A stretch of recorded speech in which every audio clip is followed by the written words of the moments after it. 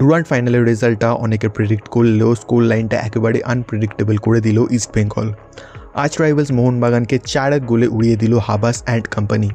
ম্যাচের প্রথম 10 মিনিটের ফেজে মোহনবাগান ডমিনেট করলেও 10th আর 11 মিনিটে বিপিন সিং আর এডমান্ডের গোলে 2-0 গোলে এগিয়ে যায় কারেন্ট আইএসএল চ্যাম্পিয়ন্সরা।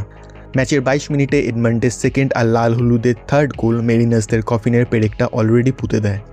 এরপরে মনবীর সিং একটা গোল শোধ করলেও খেলা তখন বাগানের হাত থেকে বেরিয়ে গেছে, কারণ অপোজিশনের ডাগ আউটে বসেছিলেন অ্যান্টোনিও হাবাস। নর্থ ইস্টের ম্যাচের পরে টিকিট প্রবলেমের জন্যে ফার্স্ট 11-এ 9 জন প্লেয়ার্স বাদ দিয়ে বেশিরভাগ প্লেয়ার্সরাই ফাইনালে নামার আগে মাত্র একদিন হাতে সময় পায়।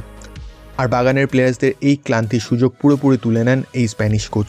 44 মিনিটে এডমান্ডের হ্যাট্রিক কলকাতা ডার্বির ইতিহাসে 6 নম্বর হ্যাট্রিক।